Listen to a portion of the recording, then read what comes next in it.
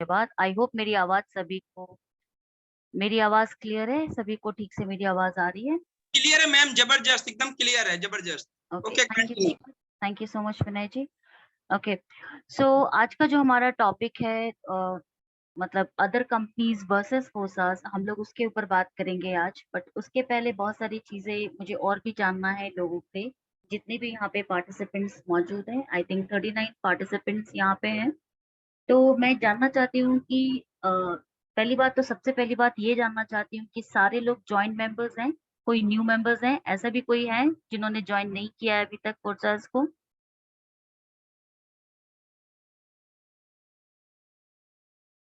Okay, कोई नहीं है, इट मीन्स पहले से ही हाथ दो हैंड रेस किए हुए थे। तो शुरुआत करने से पहले मैं अपने बारे में थोड़ा बताना चाहती हूँ। मेरा नाम विजय लक्ष्मी है और मैं फिलहाल तो बैंगलोर सिटी में रहती हूँ, लेकिन मैं बेसिकली झारखंड से एक इंडस्ट्रियल टाउन जिसका नाम है बोकारो स्टील सिटी, मैं वहां से बिलोंग करती हूँ। मैंने अपनी पढ़ाई बचपन वहीं पे बिताया है and after marriage I shifted to Bangalore.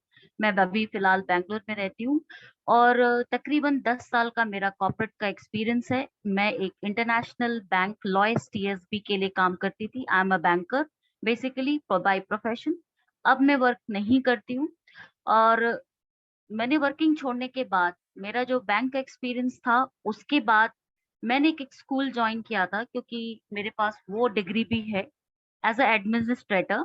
मैंने एज अ एडमिनिस्ट्रेटर भी काम किया है और वो बैंगलोर के बहुत रिनाउंड बड़े एक रिनाउंड स्कूल में वैदेही ग्रुप जो है उनका, वैदेही ग्रुप के बारे में आप सर्च करोगे तो एक बहुत बड़ा ग्रुप है।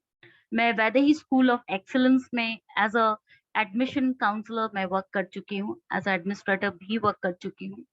और वो वर्क करने के बाद मैंने एक डिसीजन लिया था कि मुझे अपना कोई बिजनेस सेटअप करना है। तो गाइज आप सभी को पता है कि जब आप एक ट्रेडिशनल बिजनेस करने जाते हो तो वहां पे आपको एक बहुत बड़े कैपिटल की जरूरत होती है, रिसोर्सेस की जरूरत होती है और भी अदर चीजों की जरूरत पड़ती है। अगर आपके पास वो सब नहीं है तो क्या रास्ता बंद हो जाता है आपके सपने को पूरा करने का? बिल्कुल नहीं। उस वक्त मैं नेटवर्क मार्केटिंग इंडस्ट्री से जुड़ी थी और जो सबसे पहला कंपनी मेरी थी वो थी वेस्टीज। वो वेस्टीज से मैंने स्टार्ट किया और बहुत अच्छी जर्नी रही वेस्टीज में। लेकिन बहुत अच्छे बोलने के बावजूद भी मैं बोलूंगी कि मेरा एक one of the best and one of the worst experience भी है। बेस्ट एक्सपीरियंस इसलिए है क्योंकि मैं यहाँ पे इस इंडस्ट्री में आने से पहले मैं एक बहुत ही साई नेचर की लड़की थी, किसी से बात भी नहीं कर सकती थी ढंग से। दो मेरा कॉर्पोरेट का एक्सपीरियंस था वो अलग बात है, वर्किंग में कोई प्रॉब्लम नहीं थी। बट जो एक बोलते हैं ना, सामने किसी से पिच करना, नेगोशिएट करना, नेटवर्किंग करना, ये सब क्वालिटी मेरे में नहीं थी। लेकिन मैंने ये लर्निंग वहीं से ली, वेस्टीज से। तो मैंने ये सारी लर्निंग वहां से ली और ये था बेस्ट पार्ट। वर्स्ट पार्ट इसलिए था क्योंकि हम सब जब भी कोई बिजनेस करते हैं या कोई भी वर्क करते हैं, हमारा एंड ऑफ द डे का मकसद होता है कि हमारे जेब में कितना पैसा आ रहा है। ठीक है, that is the one common thing. सभी को यहाँ मौजूद सभी लोग इस बात से अग्री करेंगे कि आप अगर फुरसास में काम कर रहे हो तो क्यों कर रहे हो? पैसे के लिए कर रहे हो? या आप जॉब कर रहे हो तो क्यों कर रहे हो? पैसे के लिए कर रहे हो। महीने के आखिरी में जब पैसा आता है सैलरी, तो कितनी खुशी होती है, राइट? तो उसी मेरा भी एक रीजन वो भी था।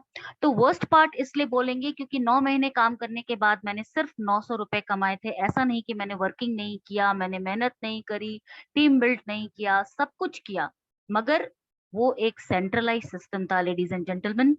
और मैं एक सेंट्रलाइज सिस्टम पे काम कर रही थी और मुझे उस वक्त पता नहीं था कि सेंट्रलाइज सिस्टम कैसे वर्क करता है। और अभी फर्क पता चला जब मैं डिसेंट्रलाइज प्लेटफॉर्म में वर्क करना चालू किया, तब मुझे पता चला कि यस, कि सेंट्रलाइज एंड डिसेंट्रलाइज सिस्टम में और कंपनीज में क्या फर्क होता है।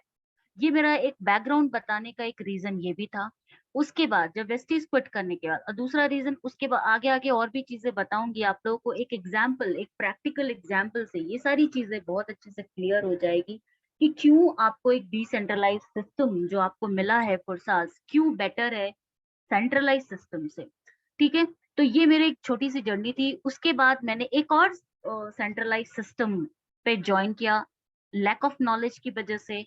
उस समय मेरा सिर्फ मकसद ये था कि मुझे एक स्टार्टअप के साथ जुड़ना है, मतलब बेसिकली वेस्टीज को तो 2004 में स्टार्ट हो चुका था, राइट? तो ऑलरेडी जितने भी अचीवर्स थे, जिनको भी अचीव करना था, वो अचीव कर चुके थे। बट जो हम जैसे लोग स्ट्रगल कर रहे थे लिटरली वहां पे अचीवमेंट्स लेने के लिए, और हमारे अपलाइंस तो हमसे लिटरली एक सेल्स पर्सन बना के वो आराम से हमारे मेहनत का जो इनकम होता है वो एंजॉय कर रहे थे, मगर हम कुछ भी नहीं एंजॉय कर रहे थे। ठीक है। तो उसके बाद मेरे दिमाग में आया कि मुझे एक स्टार्टअप के साथ वर्क करनी चाहिए। तो मैंने एक स्टार्टअप, जो कि एक कोरिया की इंटरनेशनल कंपनी है, वो भी बहुत अच्छी कंपनी। देखो गाइज, मैं यहाँ पे किसी भी कंपनी को डिफेंड करने के लिए नहीं आई हूँ।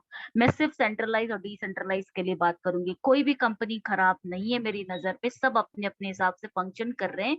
बट जब हम बिजनेस के लिए उतरते हैं तो हमें अपने फायदे की भी बात सोचनी चाहिए, और जिन लोगों को साथ में लेके आ रहे हैं उनके फायदे की भी बात हमें सोचना बहुत जरूरी है, बिकॉज हम लोग उनको एक अपनी जिम्मेदारी के ऊपर लेके आए। ठीक है। जो अदर बहुत ही कम कंपनीज में, बहुत कम कंपनीज में ऐसे कुछ लीडर्स हैं जो इस जिम्मेदारी को समझते हैं, अदरवाइज सब अपने फायदे के लिए काम करते हैं। पहला चीज ये था कि वेस्टीज से मेरे को बहुत अच्छी लर्निंग मिली। मेरा जो कॉन्फिडेंस लेवल बहुत हाई हो गया। मेरे लोगों से बात करने का, नेटवर्किंग करने का, रिजेक्शन सहने का, नेगोशिएट करने का, सारी चीजें मैंने वहां से सीखा। देन मैं एटोमी बोल के, बहुत लोग यहाँ पे जानते होंगे, एक इंटरनेशनल कंपनी है साउथ कोरिया की। मैं उसको ज्वाइन किया, और एकदम इनिशियल लेवल पे ज्वाइन किया, जब वो कंपनी यहाँ पे लॉन्च भी नहीं हुई थी। और बहुत जबरदस्त काम किया सोशल मीडिया के ऊपर। मेरे 7,000 की टीम बनाया मैंने, और आज भी मेरे वो पेज रनिंग है। और अगर आप एटोमी बैंगलोर डालोगे तो मेरा ही पेज आएगा। तो मैंने उस पर बहुत जबरदस्त सोशल मीडिया पे वर्किंग करना वहीं से सीखा मैंने। और कई सारे लोग, आप समझ सकते हो, 7,000 लोगों की नेटवर्क है, तो मैंने कितने लोगों से बात करी होगी और कितने लोगों को टीम पे लेके आया था। बट उस नेटवर्क का फायदा भी मुझे बहुत जबरदस्त मिला। इस वक्त आज भी मेरे कमीशन वहां से आते हैं। मैं वर्किंग नहीं हूँ फिर भी मेरे कमीशन आते हैं, मैं नेटवर्किंग नहीं कर रही फिर भी मेरे कमीशन आते हैं। तो एक बेस, मेरा ये मानना है कि कहीं पे आप एक बेस बनाते हो, चाहे वो आपके नेटवर्किंग का हो, चाहे आपके नॉलेज का, वो कभी बेकार नहीं जाता है। ये मेरा मानना है। तो वो कंपनी भी अच्छी थी, मगर वो भी सेंट्रलाइज सिस्टम था। वहां भी उसी तरह से सारी चीजें फंक्शन हो रही थी। तो जब लॉन्च हुआ, लॉन्च होने के बाद पूरी कहानी बदल गई, क्योंकि लॉन्चिंग के पहले तो हम एकदम सपने वाले वर्ल्ड में थे, ड्रीम वर्ल्ड में थे कि ऐसा कर लेंगे, वैसा कर लेंगे, लॉन्चिंग होने के बाद ही हम करोड़पति बन जाएंगे, तो घर गाड़ी बंगला सब हो जाएगा। तो वो वाले थॉट प्रोसेस में हम लोग थे, सब लोग, जिन लोगों ने भी बहुत जी तोड़ मेहनत करी थी यहाँ पे। लेकिन लॉन्चिंग के बाद पूरी की पूरी कहानी ही अलग थी। लॉन्चिंग के बाद जब समझ में आया कि प्रैक्टिकल में जब हम बिजनेस करने के लिए उतरे फील्ड पे, तब हमें पता चला कि एक्चुअल में क्या होता है। ठीक है। तो वो कहानी तो खैर मैं उतना ज्यादा डिटेल में नहीं जाने वाली, बस आप लोगों को ये चीज बताने, ये जो कहानी मैं बता रही हूँ, वो सिर्फ सेंट्रलाइज और डिसेंट्रलाइज को समझाने के लिए बता। तो जब लॉन्चिंग हुआ, हमने अपना काम शुरू किया, तब हमें एक्चुअल चीजें पता चली। 7,000 से हार्डली हमारे पास वर्किंग लीडर्स कुछ 500 या 600 बचे थे, क्योंकि सब छोड़ चुके थे, क्योंकि किसी को पैसा नहीं आ रहा था, किसी के पास पेशेंस नहीं था लॉन्चिंग तक वेट करने का। ऑब्वियस सी बात है, अगर किसी के घर में अभी अभी किसी के पेट में भूख है, तो उसको खाना तो अभी चाहिए ना, वो सालों तो इंतजार नहीं कर सकता खाने के लिए। तो इसलिए सब अलग अलग कंपनीज में चले गए, और जो 500-600 लोग बचे, जब प्रैक्टिकल करना शुरू किया बिजनेस में, प्रोडक्ट प्रोडक्ट का प्राइस ज्यादा है क्योंकि इंटरनेशनल कंपनी है, तो बहुत सारे चैलेंजेस आना शुरू हो गए। तो कुछ ही लोग, उसमें से चंद लोग ही सरवाइव कर पाए बिजनेस में, जो आज तक नेटवर्किंग तो नहीं कर रहे, बट रिटेलिंग के ऊपर सरवाइविंग कर रहे हैं, और अपने हिसाब से कुछ ना कुछ कमीशन ले लेते हैं, मेरी तरह। तो उसके बाद मैंने डिसाइड किया कि ऐसे तो काम चलने वाला है नहीं, तो मैं फिर कोई ना कोई एक प्रोजेक्ट की तलाश में थी। तो उस वक्त मेरे सामने पुरसाज आया, जब मैं, और मेरी एक आदत है, मैं किसी भी कंपनी को रिसर्च बहुत ज्यादा करती हूँ, और मैंने भी समय दिया उसको ज्वाइन करने के लिए। 2 से 3 महीने भी मैंने भी समय दिया। मुझे एक, पहली बात क्रिप्टो, जैसा कि बहुत लोगों के को ऐसा हुआ होगा, क्रिप्टो सुनते ही उन लोगों को एक डर मन में पैदा हो गई होगी, या जो उनके पास एक नॉलेज पहले से डाली गई थी, उसी नॉलेज के हिसाब से वो अपनी सोच बनाए हुए थे क्रिप्टो को लेके। मैंने भी बहुत सारे रिसर्च किए, ब्लॉकचेन क्या होता है, क्रिप्टो कैसे फंक्शन करता है, डिसेंट्रलाइज क्या होता है, सेंट्रलाइज क्या होता है, ये सारी चीजों के बारे में मैंने भी रिसर्च करी। मैं सिर्फ मेरे जो अपलाइन है, जो मुझे इस सिस्टम पे लेके आए, मैं उनकी बातों में बिल्कुल भी नहीं गई, और मैं ऐसा करती भी नहीं हूँ। ठीक है, उन्होंने जो मुझे नॉलेज दिया वो बहुत अच्छा नॉलेज दिया, कोई बात नहीं। लेकिन इसके अलावा भी मैंने अपने रिसर्च चालू किए। मुझे 2 से 3 महीने लगे डिसीजन लेने में फोर्सास को ज्वाइन करने के लिए। तो मैंने जो रिसर्च चालू किया उसमें बहुत सारी चीजें मैंने सीखा, बहुत सारे अचीवर्स को देखा, रियल टाइम इनकम अचीव करते हुए देखा, जो कि हम सिर्फ और सिर्फ फोर्सास में ही दिखा सकते हैं। तो ये बिलीफ के बाद ही मैंने सिस्टम को ज्वाइन किया। और गाइज बाकी चीजें तो मैं बाद में बताऊंगी। उसके पहले जब मैंने सिस्टम को ज्वाइन कर लिया, सबसे बड़ा रीजन इसका ये था सिस्टम को ज्वाइन करने का, कि ये एक ट्रांसपेरेंट सिस्टम है, जो कि अदर कंपनीज में आप बिल्कुल नहीं, एक पारदर्शिता जो यहाँ है वो किसी भी कंपनी में नहीं। मैंने सिर्फ 2 ही कंपनी में काम किया। अगर यहाँ पे किसी को 15-20 साल का एक्सपीरियंस है, वो भी बोल सकते हैं, आज जो प्रसाद में वर्क करते हैं वो भी ये बात को एक बिलीव लोगों को दिला सकते हैं कि जो लोग 15-20 साल से वर्क किए हैं उनको भी अच्छे से पता है कि paham paham ah इस तरह की apa पारदर्शिता किसी भी सिस्टम, गाइड काइंडली म्यूट कर लीजिए अपने को, इस तरह की पारदर्शिता किसी भी सिस्टम में नहीं है। तो मेरा सबसे पहला रीजन यही था सिस्टम को ज्वाइन करने का। ठीक है, अब बात करते हैं किस तरह की पारदर्शिता ट्रांसपेरेंसी की जो मैं बात कर रही हूँ वो कैसे आई। वो एक टेक्नोलॉजी से आई। यहाँ पे जितने लोग भी मौजूद हैं उनको अच्छे से पता है कि फोर्सास सिस्टम जो वर्क करती है वो एक ब्लॉकचेन टेक्नोलॉजी के ऊपर वर्क करती है। पूरा का पूरा सिस्टम ब्लॉकचेन इकोसिस्टम के ऊपर वर्क करता है, करेक्ट। तो अभी हम लोग उसके बारे में भी बात करेंगे। तो सबसे पहले हम समझते हैं कि गाइस जो हमारा टॉपिक है आज का, जो टॉपिक है कि अदर कंपनीज एंड फोर्सास के बीच में क्या मेजर डिफरेंस है। सबसे पहली बात तो एक एक डिजिटल प्लेटफॉर्म, अदर कंपनीज भी के लोग भी डिजिटली वर्क कर रहे हैं, बट हमारा जो एक डिजिटल प्लेटफॉर्म है कंप्लीटली डिजिटल है। अब आपके ऊपर है कि आप ऑफलाइन वर्क करना चाहते हो, ऑनलाइन वर्क करना चाहते हो, या दोनों को मिक्स करके बहुत लोग वर्क कर रहे हैं। तो एक कम्प्लीटली डिजिटल प्लेटफॉर्म, अगर हम चाहें तो अगर कहीं नहीं जाना पड़े, हम घर में बैठ के काम करें तो आप वो भी कर सकते हो। आप या आप दोनों वे काम कर सकते हो, ये आपके ऊपर है, कोई हार्ड एंड फास्ट रूल नहीं है। मगर अदर कंपनीज में जो एक सेंट्रलाइज सिस्टम वाली कंपनी, वहां पे आपको फील्ड पे उतरना ही पड़ेगा, मैंडेटरी है। आपको प्रोडक्ट्स दिखाने ही पड़ेंगे, लोगों को पूरे एक्सपेरिमेंट करके दिखाने पड़ेंगे प्रोडक्ट्स के बारे में, तभी आप एक बिजनेस वॉल्यूम क्रिएट कर सकते हैं, अदरवाइज आप नहीं कर सकते हैं। ठीक है, जो मजा फिजिकल प्रोडक्ट एक्सपेरिमेंट करके शो करके दिखाने में होता है, और जो बिजनेस वहां से निकलती है वो ऑनलाइन प्रोडक्ट एक्सपेरिमेंट करके या प्रोडक्ट प्रेजेंटेशन करके नहीं निकलता। ये एक सच्चाई है सेंट्रलाइज सिस्टम की। तो सबसे पहले सेंट्रलाइज सिस्टम क्या होता है बेसिकली। सेंट्रलाइज सिस्टम ये होता है कि जैसे एक डिसीजन मेकर एक सेंटर पे बैठा होता है, और उसके चारों ओर जितने भी नेटवर्क होते हैं वो एक उस डिसीजन मेकर, जिसको एमडी सीएमडी बोलते हैं, उसके ऊपर वो सारा सिस्टम को, वो डिसीजन मेकर पूरी सिस्टम को अपने हिसाब से चलाता रहता है। और उसके कुछ गिने चुने एग्जीक्यूटिव्स होते हैं जिनको वो रखे रहते हैं, अब जिम्मेदारियां बांट देते हैं, और वो एग्जीक्यूटिव उन्हीं के इशारे पे काम करते रहते हैं। ठीक है, तो ये होता है सेंट्रलाइज सिस्टम, जहाँ पे एक सेंटर में एक इंसान बैठा है जो कि पूरी की पूरी सिस्टम को मैनिपुलेट कर रहा है अपनी हिसाब से। वही एक डिसीजन मेकर है, वही कम्युनिकेटर है, वही एक मेन रिस्पॉन्सिबिलिटी लिया हुआ है, और कुछ रिस्पॉन्सिबिलिटी अपने कुछ प्यादों को दिया हुआ है, यानी कि कुछ एग्जीक्यूटिव्स को दिया हुआ है, और उस तरह से वो अपनी पूरी ऑर्गेनाइजेशन को चलाते हैं। ये होता है सेंट्रलाइज सिस्टम। डिसेंट्रलाइज सिस्टम में क्या होता है, मैं एक कंपनी के हिसाब से बात करती हूँ, मैं अभी फोर्सास के हिसाब से बात नहीं कर रही हूँ, मैं एक जनरल एक आप लोगों को डिफरेंस समझाने के लिए ये इस तरह की बात कर रही हूँ। देखो, जो सेंट्रलाइज सिस्टम होता है वो एक स्मॉल ऑर्गेनाइजेशन हो जहाँ पे कुछ एम्प्लॉयज हैं, उनके लिए तो चलो ठीक है, मगर एक बड़ा कोई ऑर्गेनाइजेशन हो और वहां पे अगर सेंट्रलाइज सिस्टम पे वर्क करता है, तो वो ज्यादा दिन तक वो सिस्टम नहीं चलते हैं, या तो एम्प्लॉयज छोड़ने लगते हैं। अगर हम एम्प्लॉयज की बात ना करें, अगर हम एमएलएम कंपनीज की बात करें, तो आप देख सकते हो कि जितने भी सेंट्रलाइज सिस्टम है वहां से कई लोग क्विट करते हैं। क्यों क्विट करते हैं? रीजन ये है कि वहां पे एक जन का मोनोपोली चलता है, ब्यूरोक्रेटिक रूल चलते हैं। वहां पे एक इंसान अब पूरी सिस्टम को, आज अगर सिस्टम में कुछ चेंजेस करना है वो फट से कर देंगे, विदाउट आस्किंग, आपका कोई परमिशन नहीं लेते, आपसे कोई डिसीजन नहीं करते। क्यों नहीं करते हैं? बावजूद इसके कि आप उस कंपनी का एक हिस्सा है, आप उस कंपनी के एक बिजनेस पार्टनर है, वो आपसे डिस्कशन करने की सोचते भी नहीं, जब और जरूरत भी महसूस नहीं करते। उनकी जब मर्जी आती है तब प्लान में चेंजेस कर जाते हैं, जब मर्जी आती है प्रोडक्ट के प्राइस बढ़ा देते हैं, जब मर्जी आती है कोई भी प्रोडक्ट लॉन्च कर देते हैं विदाउट प्रॉपर मार्केट स्टडी किए हुए।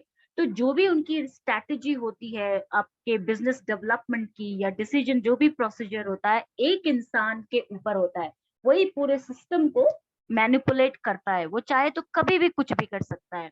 तो यही रीजन होता है कि लोग छोड़ना शुरू कर देते हैं, ठीक है, क्योंकि वो अब ऊपर में जो बैठा है इंसान तो कमा लेता है, लेकिन जो जुड़ा हुआ लोग है, साथ में जो जुड़े हुए लोग हैं, उसकी जिम्मेदारी कितने लोग लेते हैं, कितने अपलाइन उसकी जिम्मेदारी लेते हैं।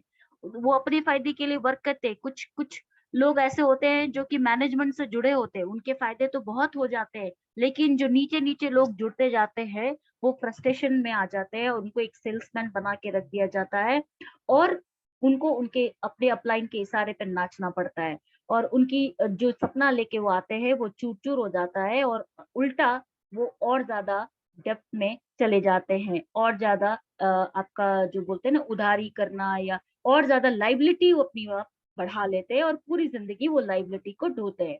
उसी तरह से एक डिसेंट्रलाइज अगर सिस्टम की बात करें तो ये जस्ट अपोजिट है। यहाँ पे कोई एक इंसान पूरी सिस्टम को मैनिपुलेट बिल्कुल भी नहीं करता है। कोई सेंटर में एक बैठा हुआ नहीं होता जो पूरी सिस्टम को मैनिपुलेट करता है। जनरल टर्म में जो भी डिसीजंस होते हैं, जो भी स्ट्रेटजीज होते हैं, पूरे टीम को लेकर डिसाइड किया जाता है कि क्या करना है, किस तरह से सिस्टम को इम्प्लीमेंट करना है। एंड कम्युनिकेशन भी बराबर उनके साथ वैसे ही होती है। हर एक एम्प्लॉय, हर एक मैनेजर, हर एक एमडी, सीएमडी, जो भी शेयर होल्डर्स, जो भी बिजनेस पार्टनर है, इक्वल रिस्पॉन्सिबिलिटी शेयर करते हैं, ठीक है। और जरूरत पड़ने पर वो अपने फीडबैक्स, अपनी ओपिनियंस सारे लोग एक दूसरे के साथ शेयर करते हैं। और ये जो डिसेंट्रलाइज सिस्टम होता है वो मेनली आपका एक बड़े ऑर्गेनाइजेशन लेवल पे होता है। तो अब आपको समझ में आ चुका होगा कि सेंट्रलाइज एंड डिसेंट्रलाइज में फर्क क्या होता है।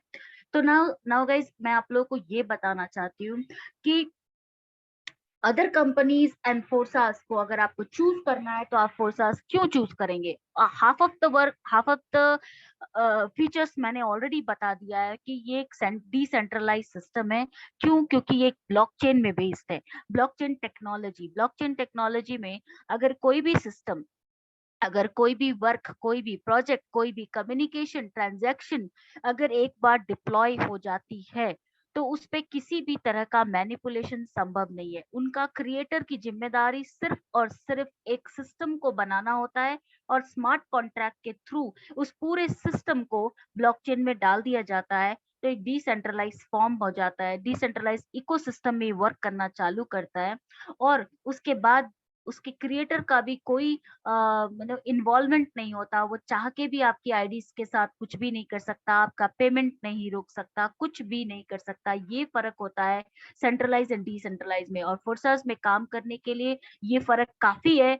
बाकी अदर सिस्टम में आपने देख चुके होंगे, यहाँ जितने भी लोग मौजूद हैं, मैं भी नेटवर्क मार्केटिंग इंडस्ट्री में काम कर चुकी हूँ, यहाँ पे काफी लोग भी कर चुके होंगे, काफी लॉस भी कर चुके होंगे, और दूसरों को, अपने ऊपर वाले लोगों को अमीर बनते देखा होगा। क्यों? क्योंकि एक सेंट्रलाइज सिस्टम है, मगर यहाँ पे इक्वल डिस्ट्रीब्यूशन ऑफ वर्क है, इक्वल डिस्ट्रीब्यूशन ऑफ बिजनेस है। 1 सेकेंड गाइस।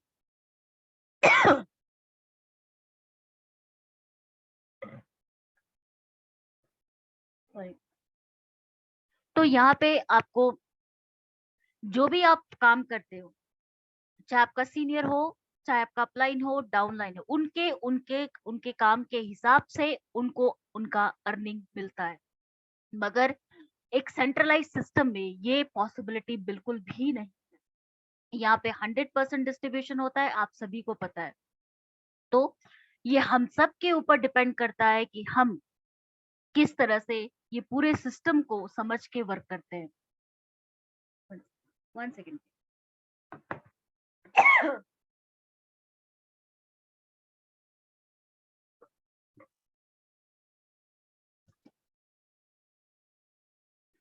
Sorry everyone. तो ये पहली बात तो फोर्सास जो सिस्टम है, आप लोगों को जो मैंने इतना सारा बैकग्राउंड बताया, इसका रीजन एक ही था कि अगर आपको काम करना है तो ऐसे सिस्टम पे काम कीजिए जहाँ पे जैसे हम लोग बोलते हैं ना, यहाँ पे कोई एमडी सीएमडी कोई मालिक नहीं है, हम सब इसके मालिक हैं और सारी चीजें ट्रांसपेरेंट है, कुछ भी आप छुपा नहीं सकते हो। इवन आप कोई एक प्रोस्पेक्ट को लेके आते हो, आप लाइव उनको सारी चीज दिखा सकते हो कि जो प्रोस्पेक्ट आने वाला है, आपको ज्वाइन करने वाला है, जितना पैसे से वो आने वाला है, वो पैसा कहाँ लग रहा है और किस तरह से उसको इनकम डिस्ट्रीब्यूट होके आएगी। ये सारी चीजें आप जब बिजनेस प्लान शो करते हो, उनको लाइव दिखाते हो, करेक्ट। आप अपनी आईडीज खोल के लाइव दिखाते हो, उस पे किसी की भी आईडी खोल के दिखा देते हो, कोई भी खोल सकता है। ये क्यों हो रहा है? क्यों? क्योंकि सिस्टम इज ट्रांसपेरेंट। यहाँ सिस्टम ट्रांसपेरेंट है, डिसेंट्रलाइज ब्लॉकचेन बेस्ड सिस्टम है, इसलिए ये सारी चीजें हो रही। इसलिए आपको फोर्सास एक स्ट्रॉन्ग कम्युनिटी बेस्ड प्लेटफॉर्म है, जो कि आपको अदर सिस्टम में नहीं दिखेगा। कम्युनिटी तो हर जगह होती है, टीम तो हर जगह बनाना होता है। आप मुझे बताइए ना कि आप जो सेंट्रलाइज सिस्टम पे काम करके आए, टीम होने के बावजूद भी टीम कितना स्ट्रांग होता है।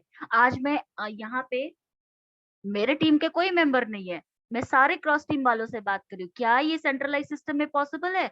वहां पे क्रॉस टीम से आपको बात करने भी नहीं दिया जाएगा। आज मैं बबलू सर को जानती हूँ, वीरेंद्र सर को जानती हूँ, और भी बहुत सारे, विनय जी को जानती हूँ, और भी बहुत सारे लोगों को जानती हूँ। ये क्या मेरे टीम से है? नहीं, ये सारे आप लोग मेरे लिए क्रॉस टीम है। वैसे ही उनके लिए, बबलू सर के लिए भी मैं भी क्रॉस टीम हूँ। तो हम आपस में बात कर रहे हैं, हम आप यहाँ आके प्रेजेंटेशन कर रहे हैं, बबलू सर हमारे यहाँ आके प्रेजेंटेशन कर रहे हैं। तो क्या ये पॉसिबल है सेंट्रलाइज सिस्टम में? मैं आप सभी से पूछना चाहती हूँ गाइज, यस और नो। अगर यस नहीं है तो आप लोग हैंड रेज कीजिए, क्या ये पॉसिबल है सेंट्रलाइज सिस्टम में? नहीं है तो आप लोग हैंड रेज कीजिए।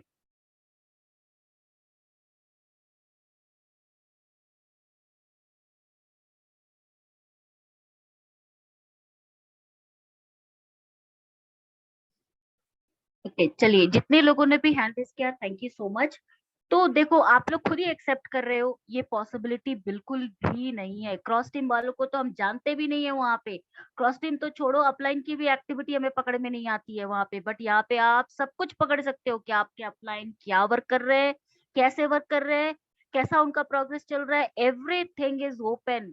तो आप इस सिस्टम पे काम करोगे या सेंट्रलाइज सिस्टम पे काम करना सही समझोगे? वक्त कहाँ लगाओगे, एफर्ट कहाँ लगाओगे, मनी कहाँ लगाओगे? इसी फोर्सा सिस्टम में लगाओगे, क्योंकि ये सिस्टम ही ऐसा प्लेटफॉर्म है जो कि ट्रांसपेरेंट है। और आप जितना वर्क करोगे, आपको उतना अर्निंग आना, कोई कहीं कोई आपका अर्निंग ले नहीं सकता, आपको उतना आना ही आना है। आप नहीं कुछ करोगे, उसकी जिम्मेदारी आपकी है, वो आप उसके लिए आपको कोई भी हेल्प नहीं कर सकता। और एक चीज और है गाइस, इससे बड़ा लर्निंग, यहाँ जो लर्निंग हमें मिलती है, चाहे हमारा टीम सुबह का जो ऑफिशियल मीटिंग्स होता है, इवनिंग का जो ऑफिशियल मीटिंग होता है, इससे यहाँ जो लर्निंग हमें मिलती है, और जैसे हम लोग कुछ लीडर्स जैसे मीटिंग्स करते हैं, उन लोगों से जो लर्निंग मिलती है गाइज, यहाँ पे लर्निंग जो सिस्टम है, वो चाहे क्रॉस टीम दे रहा हो या अपने टीम के लीडर्स दे रहे हो या ग्लोबल टीम के लीडर्स दे रहे हो, ये बेनिफिट हमें लेना चाहिए, मैक्सिमम बेनिफिट लेना। मैम वॉइस प्रॉपर नहीं है। और ये कॉल आ गया था। यहाँ पे ऐसा कोई भेदभाव नहीं किया जाता है। तो मैं, जितने भी पार्टिसिपेंट्स यहाँ पे मौजूद हैं, आप लोगों को इस सिस्टम के बारे में को समझ के, मैंने जो भी आप लोगों को बताया, जो भी मेरी नॉलेज शेयरिंग मैंने करी आप लोगों से, बस एक ही रिक्वेस्ट करूंगी सभी से कि आप सभी लोग एक बहुत पावरफुल सिस्टम के साथ जुड़े हैं, बहुत ही ट्रांसपेरेंट सिस्टम के साथ जुड़े हैं, पूरी कॉन्फिडेंस के साथ। अगर आप सिस्टम को अच्छे से समझ चुके हो, तो पूरी कॉन्फिडेंस के साथ आप लोगों को पिच कीजिए। यहाँ पे ऐसा कुछ भी नहीं है, क्योंकि हम कोई इन्वेस्टमेंट नहीं करा रहे किसी से। हम ये बोल के लोगों को ला रहे हैं कि भैया आप इन्वेस्टमेंट कर रहे हो तो काम भी करना पड़ेगा। अगर आप काम नहीं कर रहे हो तो 1000 रुपया भी लगाने की जरूरत नहीं है। अगर जो विदाउट प्रॉपर इंफॉर्मेशन दिए, विदाउट रियल इंफॉर्मेशन दिए, अगर आप लोगों को लाते हो, तो फोर्सा सिस्टम को बदनाम मत करना। ये आप अपनी जिम्मेदारी से लोगों को लेके आते हो, सिस्टम को बदनाम। कि कई ऐसे लोग हैं जो ऐसा किए हैं और उसकी वजह से फोर्सा सिस्टम को बदनामी होती है, लेकिन सिस्टम में खराबी नहीं है। सबको यही बोलना चाहूंगी, लोगों में लोग जो काम कर रहे हैं ना, वो एक जेन्युइनिटी बना के काम कीजिए, एक एथिक्स के साथ काम कीजिए, ये बहुत ज़रूरी है। जो सिस्टम है रियल है।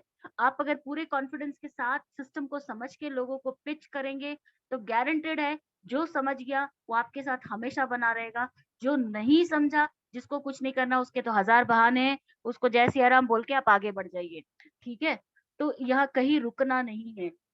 पूरी दुनिया खाली पड़ी है और आगे बहुत सारे जैसे सर बोलते हैं ना, हाँ, कमी अगर अगर हम में से कोई भी प्रोग्रेस नहीं चाहे मैं क्यों ना हूँ, अगर कोई भी प्रोग्रेस नहीं कर रहा, तो ये हमारी ज़िम्मेदारी, हम अपनी वजह से प्रोग्रेस नहीं कर रहे, सिस्टम की वजह से नहीं, अपलाइन क्रॉसलाइन की वजह से नहीं, हम अपनी वजह से। जब आप बिज़नेस करने को उतरे हो, पैसा कमाना आपको है, तो ज़िम्मेदारी आपका कोई दूसरा क्यों ले? आपको ज़िम्मेदारी लेना है। आज मेरा भी अपलाइन एक्टिव नहीं है, तो क्या मैं उसके अपलाइन को गाली देते रहूँ या उसके भरोसे बैठे रहूँ या अपनी किस्मत को कोसती रहूँ? या 1000 जगह आईडी लगाते फिरूँ, नहीं। अगर मैं एक जगह आईडी लगा के वर्क नहीं कर पा रही हूँ, तो 1000 जगह आईडी लगा के भी मैं वर्क नहीं कर पाऊँगी, एज़ सिंपल एज़ दैट। अगर आपका अपलाइन काम नहीं कर रहा, तो वो आपका अपलाइन आपके घर में रोटी पहुँचाने की ज़िम्मेदारी आपके अपलाइन की नहीं है, आपकी ज़िम्मेदारी है। आपको अपनी ज़िम्मेदारी मान के बिज़नेस करना है और अगर आपके टीम में ऐसे लोगों को तैयार कर दिया, जो कि अपनी ज़िम्मेदारी से बिज़नेस करें, तो आप भी ग्रो करेंगे और आपका टीम भी ग्रो करेगा। और जो लोग सोचते हैं कि नहीं मेरा अपलाइन करेगा तो हम करेंगे, भैया आप लॉस में ही रहोगे ज़िंदगी भर। आपका अपलाइन को तो कोई फ़र्क नहीं पड़ेगा, आपको भी कोई फ़र्क नहीं पड़ता। तो आप लॉस में हो, आपका अपलाइन लॉस में नहीं है। मैं ये चीज़ बता देना चाहती हूँ। कोई भी बिज़नेस करते हो, तो आप अपनी ज़िम्मेदारी से करते हो। अगर आप जॉब पे जाते हो तो आप अपनी ज़िम्मेदारी लेके वहाँ पे काम करके आते हो क्योंकि नहीं करोगे तो सैलरी नहीं मिलने वाली है। तो यहाँ भी वैसा ही समझो ना कि आपको सैलरी लेना है। आप वैसे ही वैसे ही अगर आपको मन ना करे तो भी उठ के जाना पड़ता है, चाहे आंधी-तूफान, बारिश कुछ भी हो, तो भी आप ऑफ़िस जाते हो क्योंकि 1 दिन की नागा करोगे, 1 दिन का सैलरी कट जाएगा। तो 1 दिन का सैलरी कटेगा तो बहुत बड़ा अमाउंट कट जाएगा। तो घर कैसे चलेगा? जो लायबिलिटी है कैसे पूरा होगा? तो वही चीज़ उसी उसी ज़िम्मेदारी के साथ अगर आप यहाँ पे काम करते हो तो आपके पास सारे एक्सक्यूज़ेज़ खत्म हो जाएँगे। सारे जो एक्स, वाई, जेड आप बोलोगे सिस्टम खराब है या लोग नहीं मिल रहे हैं या अपलाइन नहीं वर्क कर रहा या क्रॉस लाइन से पैसा नहीं आ रहा, अगर ये सब सारी चीज़ खत्म हो जाएँगे। सिर्फ़ और सिर्फ़ आप अपने ऊपर फ़ोकस करो, सारी चीज़ें ठीक हो जाएगी। अपनी वर्किंग को बढ़ाओ, आपकी वर्किंग को देख के आपके डाउनलाइन भी वर्किंग चालू करेंगे। जो लोग भी ज़िम्मेदार लोग हैं। हाँ, कुछ ऐसे लोग हैं जो ज़िंदगी भर बहाने मारेंगे, उनके लिए हम कुछ नहीं कर सकते हैं। आपको फ़िल्टर करके लोगों के साथ काम करते हुए आगे बढ़ना है। सिस्टम द बहुत ज़बरदस्त है, पावरफुल है, बस आपको अपनी एनर्जी लेवल बढ़ाना है, आपकी पॉज़िटिव माइंडसेट